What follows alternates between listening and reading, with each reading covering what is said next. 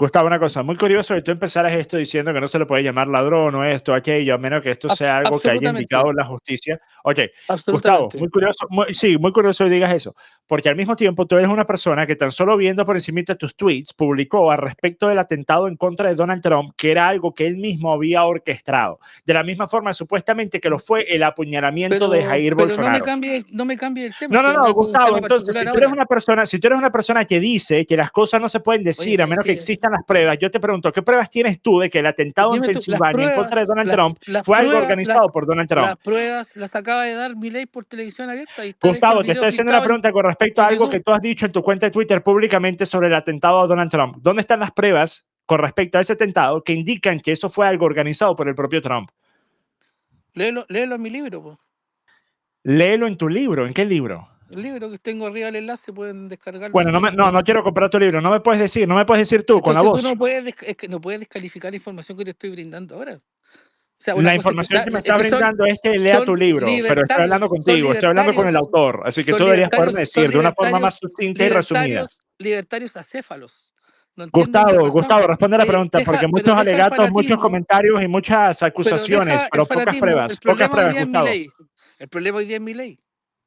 Pocas pruebas, Gustavo. Pero el problema es Milei hoy día, ¿o no? No, yo te estoy hablando sobre otra cosa que tú has dicho públicamente muchas veces. Entonces yo quiero saber cuáles son tus pruebas, porque capaz tienes razón y capaz Donald Trump es un tremendo mentiroso que él mismo se orquestó su propio atentado. Si tú quieres, hablamos una sala sobre cuáles son mis ideas, de cuáles son la información que manejo respecto de cuáles son las cosas que hace. No, espera, ¿qué información? Porque yo he buscado en tu cuenta de Twitter las pruebas de ese atentado, no he encontrado nada. Así que tú me dices que los has publicado en tu libro, sin embargo no has hablado de eso en Twitter. En Twitter solamente has hecho la afirmación.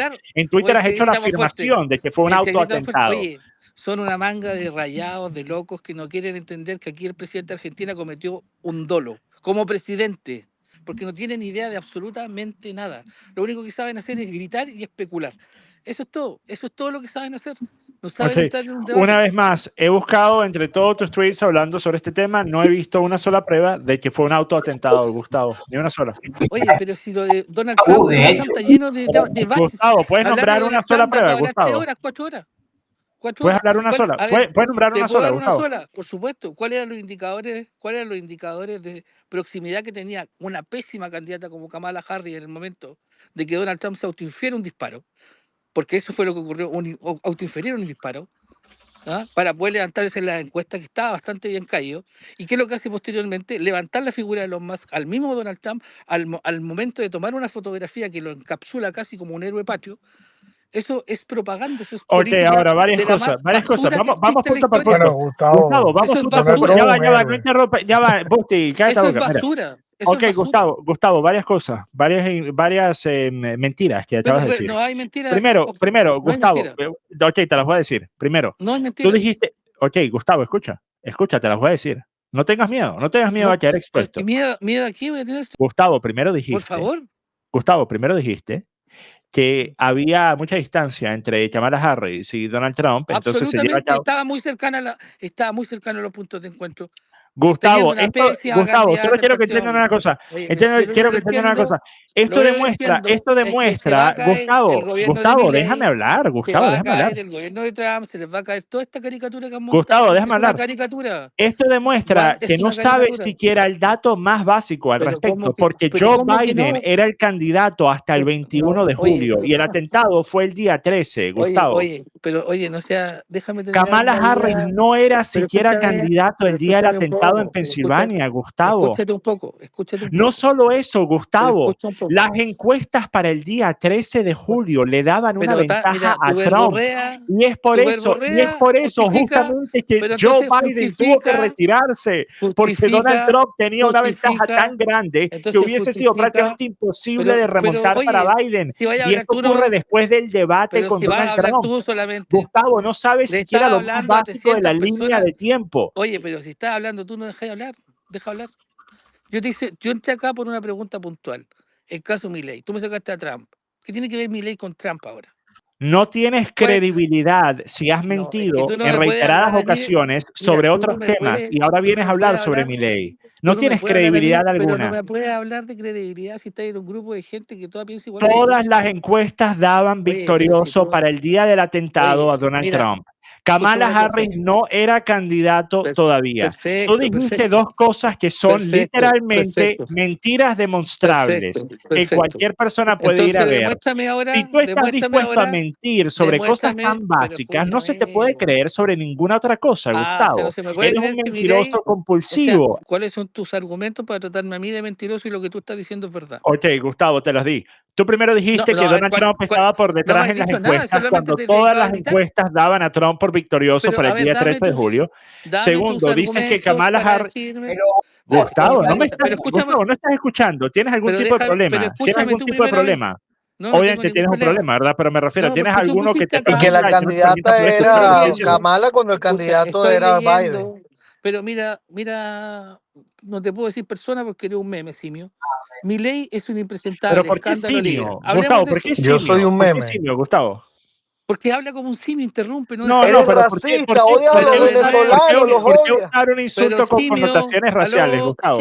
Simio, silencio. Ok, Gustavo, vamos a ir punto por punto. Vamos a ver si podemos tener un intercambio interesante. Dijiste dos cosas que son mentiras. ¿Lo aceptas o no? No he dicho nada que sea mentira. Ok, entonces escucha. Existe algo llamado... Gustavo, por favor, sé serio, ¿vale? Sé serio. Pero déjame argumentar mi tesis. Escucha, déjame hacer mi punto y tú me respondes, pero dejar argumentar mi tesis. No entonces déjame hacer mi punto y después tú hablas, Gustavo, todo lo que quieras. Bueno, yo no te interrumpo a ti. No me interrumpa a mí, yo no te interrumpo a ti. Entonces, primero, existe algo llamado, y hay muchas plataformas como estas, pero la más grande se llama Project 538. Cualquier persona aquí escuchando puede buscar Project 538 en Google y puede ver una línea de tiempo, un gráfico que muestra dónde estaban los niveles de popularidad y aprobación en las encuestas, ya sea en encuestas individuales o en encuestas a nivel general, como un agregador, cada día del ciclo electoral. Ustedes lo que van a ver es, después del debate de Donald Trump y Joe Biden, que fue a finales del mes de junio, más de 2 semanas antes del atentado en Pensilvania, todas las encuestas mainstream daban por vencedor o por lo menos ponían adelante a Donald Trump en las encuestas. Todas, sin falta. Pueden verlo en el gráfico de tiempo. Entonces, Gustavo dice que había una gran diferencia entre Kamala Harris y Donald Trump y por eso hacía falta el autoatentado. Es una mentira, la primera. La segunda, él dice que era una diferencia entre Kamala y Donald Trump y Kamala no se vuelve candidato sino casi 2 semanas después del atentado. Entonces, la segunda. Ahora, Gustavo, ¿puedes admitir que esas dos cosas que dijiste fueron mentiras, Gustavo? Sí, hay una correlación de datos erróneos con respecto al segundo atentado, que yo estaba ahí confundido. El primer atentado correcto fue de Biden. No, pero tú dijiste que el primer atentado fue falso. No, ahí me puedo haber confundido, pero es así. Viste, te confundiste, Gustavo. Tienes que admitirlo. Tienes que admitirlo. Pero escúchame, la diferencia Donald Trump no causó su propio... Ya va, coño, pero no lo interrumpan. La diferencia entre lo que estáis diciendo ahora respecto a lo que yo te quiero plantear es otra cosa. Ok, entonces ahora vamos al tema que tú quieras. Adelante, habla pues. No, el que yo quiera, vamos a seguir hablando de lo mismo. Sí, de Trump, pero ahora habla del punto que tú quieras, pues. Desde el punto de vista de lo que yo planteo en ese escenario que se vivió durante el proceso eleccionario de Estados Unidos, Donald Trump estaba súper cercado en las encuestas, aun cuando tenían un candidato, al principio que era Joe Biden, un candidato que estaba totalmente fuera de pronóstico en términos de su capacidad intelectual y por su capacidad física incluso, de poder llevar adelante una carrera que lo tuviera 4 años más sentado en un gobierno, respecto también de los potenciales candidatos que habían en ese minuto que podían tomar el relevo de Joe Biden, que era uno Kamala Harris, o el segundo que era la esposa de Obama, digamos que era la segunda opción, digamos. ¿Ya? Cualquiera de los dos casos no era un competidor fuerte para Trump.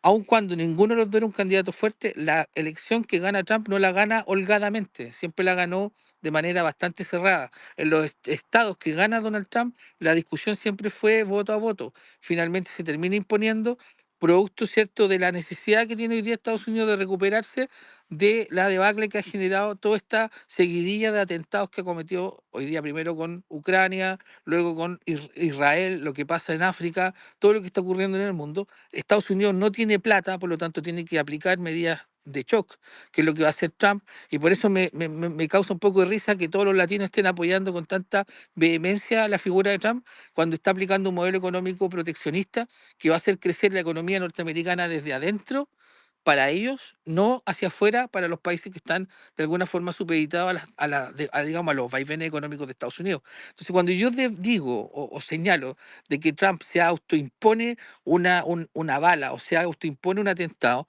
lo digo con bastante responsabilidad. Los políticos populistas, como el caso de Donald Trump, sobre todo en la línea que son neoreaccionarios, que es la línea más austral de la derecha, son capaces de llegar a cualquier punto con tal de obtener los objetivos. En ese minuto la incertidumbre de una elección en el mes de junio era bastante más amplia de la que fue en los meses venideros. Era una ventaja que si bien existía, pero si tú puedes revisar los datos, no era una ventaja considerable respecto de lo que significaba el oponente que tenía al frente, que era Joe Biden. Ya los porcentajes de diferencia eran relativamente cerca. No era un porcentaje abismante, por lo tanto, no era una cuestión de que la carrera estaba ganada. De hecho, en muchos casos se decía que los partidos demócratas tenían algunos de los estados a su favor, digamos, que finalmente terminan perdiéndose por la decisión de poner una candidata mala como fue Kamala Harris, digamos. Ahora, yo no estoy ni ahí en estricto rigor con lo que ustedes crean o no respecto a lo que es Donald Trump. Lo que va a quedar de manifiesto es lo que va a ocurrir los próximos años, partiendo por ahora, las medidas proteccionistas en la materia económica. ¿Ustedes saben, por ejemplo, en Argentina cuántas toneladas de pasta le quedan hoy día a Argentina? ¿Cuánta comida le queda a Argentina? ¿Para cuántas semanas? ¿Saben eso? Esas son las políticas que tienen hoy día, por ejemplo, que aplicó este personaje Javier Milei, mirando al frente de Estados Unidos, pensando que cuando él saliera lo iba a ayudar. Sin embargo, las cosas no son tan como las pintaba. Se le está aplicando un impuesto tremendo al acero, al aluminio, que son industrias fuertes en Argentina. Se le está aplicando una deuda que se va a recobrar ahora. Por eso te digo, porque no está un monólogo de cada uno. Ok, dame responder hasta lo que has dicho hasta ahora. Mira, entonces, primero, una vez más, Project 538, todos pueden ir a ver. Donald Trump no había estado mejor posicionado en ningún momento de la contienda electoral del 2024 que lo que estaba una semana antes del atentado en Pensilvania. Así que lo que dice es que la diferencia no era tan holgada. Donald Trump nunca tuvo, desde ese momento en adelante, exceptuando 2 días justamente después del atentado, nunca tuvo y nunca volvió a tener con Kamala Harris una ventaja a nivel general en todas las encuestas tan grande como la que él tenía el día 10 de julio, que era una diferencia de 2.3% a nivel nacional. Esa era la más grande que él había tenido desde el inicio de la contienda electoral. Entonces, la necesidad de crear un atentado a su vida en el que hay tantas piezas en movimiento que tuvieron que haber funcionado para que esto pudiese ocurrir de la forma que ocurrió y arriesgar perder una elección porque se fuese a demostrar que él había hecho un autoatentado a su vida cuando todo indicaba que él iba rumbo a ganarlo por lo menos frente a Joe Biden. No, es algo que es un argumento, falso. Es un argumento, Gustavo. Gustavo, yo no te interrumpí, Gustavo, yo no te interrumpí. Lo que está diciendo es falso. Es un argumento tan extraordinario que para hacerlo tú tendrías que presentar pruebas. Entonces te pregunto, ¿las tienes? Sí. Los puntos porcentuales a julio del 2024 eran 43,8 de parte de Trump y 40,8 por parte de Biden. 3 puntos porcentuales. Sí. Al momento del atentado. Sí. O sea, eso es lejos o cerca. Desde el punto de vista de la contienda electoral del 2024, eso fue lejísimo, lejísimo. O sea, estamos hablando de que estamos en julio del 2024. Gustavo, pero mira lo que pasó después. Donald Trump nunca volvió a tener una ventaja como esa contra Kamala, Gustavo. Pero mira, lo que pasa después de las elecciones a finales de julio de ese mismo del año 2024, posterior a la celebración de la Convención Republicana, Trump aventajaría por 6 puntos a Joe Biden. O sea, hubo una implicancia en el atentado, obviamente. Claro, pero yo te estoy preguntando, cuando tú tienes una ventaja que era la más grande que habías tenido desde el inicio de la contienda electoral. 3 puntos, por favor.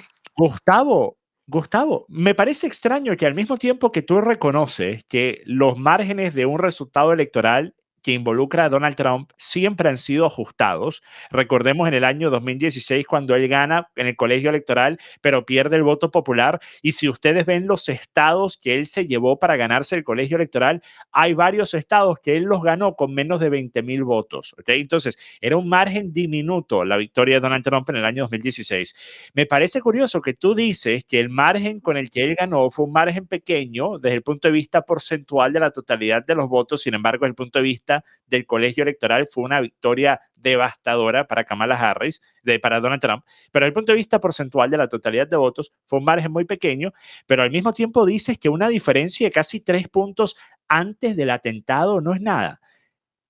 3 puntos a esa fecha. Una cosa no puede ser cierta al mismo tiempo que la otra lo es, Gustavo. Observa en ese minuto 2 candidatos, uno que apenas se movía y otro candidato que tenía el libreto completamente aprendido de los neoreaccionarios con su discurso populista. Pero entonces, ¿por qué arriesgarse a perderlo todo por hacer un autoatentado, Gustavo? Obviamente que tenía más que perder si no se hacía algo que si se hacía. O sea, aumentar a 6 puntos porcentuales posterior al atentado no te indica nada. Aumentar 3 puntos. Gustavo, no estás escuchando lo que estoy diciendo. Gustavo, Donald Trump ganó la elección. Gustavo, escucha. Desde el momento en el que Joe Biden abandona la contienda y se vuelve candidato a Kamala Harris, Donald Trump nunca volvió a tener una ventaja tan grande como la que él había tenido una semana antes del atentado en Pensilvania. Y aún así él ganó la elección presidencial. ¿Esto qué quiere decir? Gustavo, ¿esto qué quiere decir? Te voy a recordar algo. Kamala Harris en un momento, en el mes de agosto y septiembre particularmente, llegó a superar a Donald Trump en las encuestas. Kamala Harris estaba superando a Donald Trump en las encuestas la mayoría de los tiempos hasta el final de las elecciones, Gustavo. En el mes, estoy hablando con datos duros, lo que se especulaba posteriormente no tiene relación con los datos duros. Los datos duros decían que había una intención de voto de un 47% para Trump, para Harris, respecto a un 44% para Trump, en el mes de septiembre. O sea, estamos hablando que después del atentado, que aumenta la votación para Donald Trump, se baja Joe Biden, asume Kamala Harris, se ganan esos 3 puntos porcentuales, llega a un 46%. A propósito, ¿cierto?, de la victimización, porque lo ponen como un mártir al pobre Donald Trump, ¿cierto?, cuando eso no fue. Además, piénsalo en frío, o sea, las consecuencias de un atentado, que ya sabemos cómo son los norteamericanos para levantar este tipo de Gustavo, es que mira, Gustavo, Ajá. estás enlodando el agua, así que vamos a hablar con cifras. Vamos a hablar con cifras, Gustavo. Las últimas encuestas publicadas por todas las encuestadoras más grandes la semana antes de las elecciones eran, y voy a decirlas, Atlas Intel, ustedes recordarán, fue uno de los pocos encuestadores que daba una victoria a Donald Trump. Atlas Intel +1 para Trump. John Sotheby Strategies +3 para Harris. Ipsos, que es Reuters, +2 para Harris. Research & Co, +2 para Harris. Ledger, que es de New York Post, daba un empate. Marist College, +4 para Harris. Y después Harris X, que era Forbes, +1 para Harris. Entonces, Gustavo, los márgenes eran de por sí diminutos. Lo fueron durante todo el ciclo electoral. Así que Donald Trump teniendo una ventaja que dentro de los márgenes que se habían manejado. John, 3 estados que marcaron la diferencia. Pensilvania, ¿cierto? No, Gustavo, eso es totalmente falso. No, totalmente falso. Fueron los 3 estados que marcaron la diferencia. Es totalmente falso, Gustavo. No es falso. Donald Trump ganó todos los estados clave, inclusive la primera vez que gana republicano en Nevada es el 2004. Y también Donald Trump mantuvo todas las victorias en los estados que él había ganado en el año 2020. Entonces, no, el argumento de que fueron solo 3 estados que le dieron la victoria a Donald Trump es falso. Donald Trump tenía 4 rutas a la victoria, 4 rutas distintas. Todas se las ganó, Gustavo. Todas se las ganó, Gustavo. Gustavo, no ignores lo que estoy diciendo. Donald Trump tenía 4 rutas a la victoria en el colegio electoral y todas las ganó. Por eso ganó, arrasó Donald Trump. Perfecto, arrasó. Pero es que sí, desde el punto de vista de la forma en la que se cuantifican los resultados electorales en Estados Unidos, fue una victoria aplastante de parte de Donald Trump. 312 votos en colegio electoral versus 226, Gustavo. Con un nivel de desinformación brutal, con una cantidad de... ¿Ves cómo estás enlodando el agua? Estás cambiando el tema. Entonces ya no se trata del nivel de la victoria, ahora se trata del porqué de la victoria.